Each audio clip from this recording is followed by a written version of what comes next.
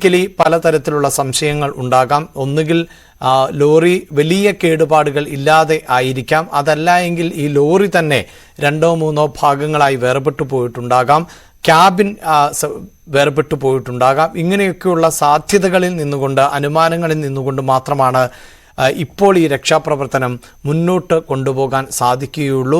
അതോടൊപ്പം ഈ മൺകൂനകൾ ആയി മാറിയിട്ടുള്ള മൺതിട്ടകൾ ആയി നദിക്ക് അകത്ത് തന്നെ മണ്ണ് അടിഞ്ഞുകൂടി മാറിയിട്ടുള്ള ഒരു സാഹചര്യം ഒക്കെ മുന്നിൽ നിൽക്കുന്നുണ്ട്. അത് മാറ്റുക, അങ്ങനെ മണ്ണ് മാറ്റുക എന്ന ദൗത്യവും അത്ര എളുപ്പമല്ല, അങ്ങേയറ്റം ശ്രമകരമായിട്ടുള്ള ദൗത്യം തന്നെയാണ്.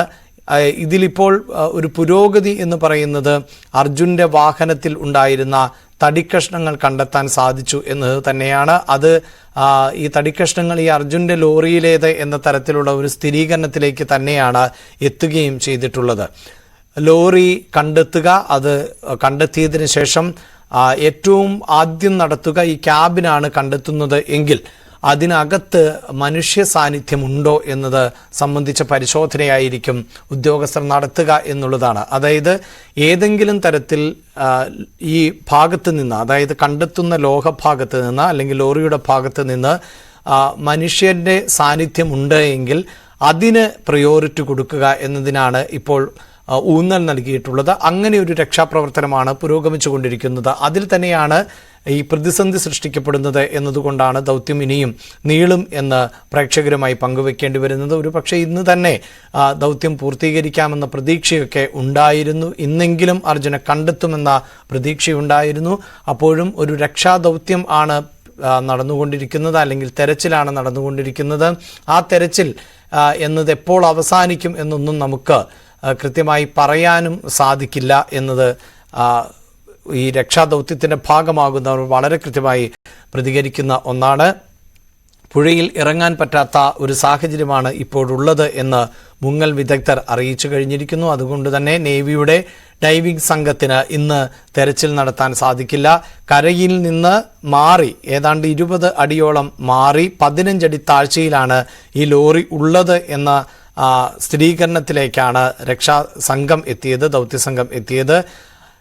ഈ കണ്ടെത്തുന്ന ഭാഗത്ത് ഏറ്റവും ആദ്യം പരിശോധിക്കുന്നത് അത് ക്യാബിൻ ആയിരിക്കുമോ, ലോറിയുടെ ക്യാബിൻ ആണോ എന്നത് ആയിരിക്കും ആദ്യം പരിശോധിക്കുക. അങ്ങനെയെങ്കിൽ ആ ക്യാബിനിൽ മനുഷ്യ സാന്നിധ്യം ഉണ്ടെങ്കിൽ അതെങ്ങനെ പുറത്തെത്തിക്കാൻ സാധിക്കും എന്നതാണ്, അല്ലെങ്കിൽ ക്യാബിൻ എങ്ങനെ ഉയർത്താൻ സാധിക്കും എന്നതിന് തന്നെയാണ് പ്രയോറിറ്റി നൽകുന്നത് എന്ന് കാരവാർ SP നേരത്തെ വ്യക്തമാക്കുകയും ചെയ്തതാണ്. എന്തായാലും ഇപ്പോൾ ഈ ദൗത്യത്തിന് തിരിച്ചടിയായിട്ടുള്ളത് ഈ കുത്തൊഴുക്ക് തന്നെയാണ്. പുഴയിലെ നമുക്ക് ദൃശ്യങ്ങളിൽ കാണാൻ സാധിക്കുന്നുണ്ട് പുഴ എത്രത്തോളം ഭയാനകമായാണ് ഒഴുകുന്നത്. പ്രത്യേകിച്ച് ഈ മൺതിട്ട രൂപപ്പെട്ട ഭാഗത്ത്, മണ്ണ് ഇടിഞ്ഞ് പുഴയിലേക്ക് വീണ ഭാഗത്തൊക്കെ തെരച്ചിൽ നടത്തുക എന്നത് അങ്ങേയറ്റം ശ്രമകരമായ ഒന്നാണ്. അതിനിടയിലാണ് ഈ ഒഴുക്ക്, അതിശക്തമായ ഒഴുക്ക് തുടരുകയും ചെയ്യുന്നത്. അതോടൊപ്പം തന്നെ മൺതിട്ട അവിടെ നിന്ന് മാറ്റാൻ സാധിക്കാത്ത ഒരു സാഹചര്യമുണ്ട്. അതുകൊണ്ട് തന്നെ വെള്ളം അങ്ങേയറ്റം കലങ്ങി മറിഞ്ഞാണ് ഒഴുകുന്നത്. അതുകൊണ്ട് തന്നെയാണ് ഈ ഡൈവിംഗ് ടീമുകൾക്ക് ഇപ്പോൾ ഡൈവിങ്ങിന് പറ്റുന്ന ഒരു സാഹചര്യം അല്ല എന്ന് വ്യക്തമാക്കുകയും ചെയ്തത്. ഡൈവിങ്ങിന് അനുയോജ്യമാണോ ഈ സാഹചര്യം എന്ന് പരിശോധിച്ചതിന് ശേഷം മാത്രമാണ് ഡൈവിംഗ് സംഘം സാധാരണ ഡൈവിങ്ങിന് തയ്യാറെടുക്കാറ്. അങ്ങനെ പരിശോധിക്കുമ്പോഴാണ് ഇത് അനുകൂലമായ സാഹചര്യമല്ല എന്ന് വ്യക്തമാകുന്നത്. മറ്റു മാർഗങ്ങൾ ഉണ്ടോ എന്നതാണ്. ഡൈവിംഗ് സാധ്യമല്ല എങ്കിൽ പിന്നീട് എങ്ങനെ കൂടുതൽ പരിശോധന നടത്താം എന്നത് സംബന്ധിച്ച ആലോചനകളെല്ലാം നടക്കുന്നുമുണ്ട്.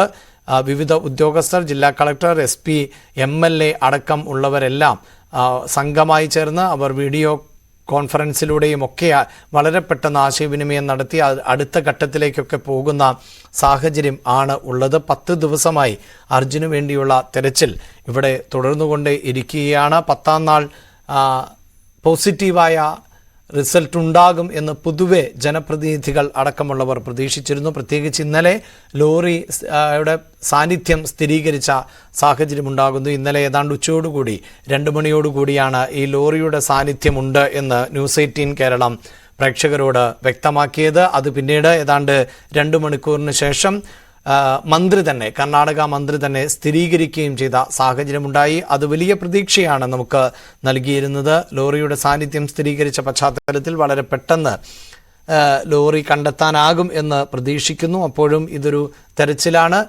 ഒട്ടേറെ പ്രതിസന്ധികൾ നിറഞ്ഞ ഒരു ഘട്ടത്തിലൂടെയാണ് ഈ തെരച്ചിലിൻ്റെ ഓരോ മണിക്കൂറുകളും കടന്നു പോകുന്നത്. അതിശക്തമായ മഴ പലപ്പോഴായി രക്ഷാപ്രവർത്തനത്തിന് തടസ്സം നിന്ന പശ്ചാത്തലമുണ്ട്. നദിക്കകത്താണ്, അല്ലെങ്കിൽ കരയിലും നദിയും ചേരുന്ന ഒരു ഭാഗം, അവിടെയാണ് വലിയ തോതിൽ മണ്ണ് അടിഞ്ഞുകൂടിയിട്ടുള്ളത്. ആ ഭാഗത്തായാണ് ലോറി എന്ന് സ്ഥിരീകരിച്ചതോടുകൂടി ഇത് കണ്ടെത്തുക എന്നത് ശ്രമകരമാണ് എന്ന് ഉറപ്പിച്ചിരുന്നതാണ്. എങ്കിൽ പോലും എത്രയും പെട്ടെന്ന് ഈ സാങ്കേതിക സംവിധാനങ്ങൾ അടക്കം എത്തിച്ചുകൊണ്ട് നേവിയുടെ മുങ്ങൽ വിദഗ്ധർ ലോറിക്ക് അരികിലേക്ക് എത്തും എന്ന് തന്നെയായിരുന്നു നമ്മൾ പ്രതീക്ഷിച്ചിരുന്നത്. അതിനുവേണ്ടിയുള്ള എല്ലാ ശ്രമങ്ങളും അവിടെ നടക്കുകയും ചെയ്തതാണ്. എന്നാൽ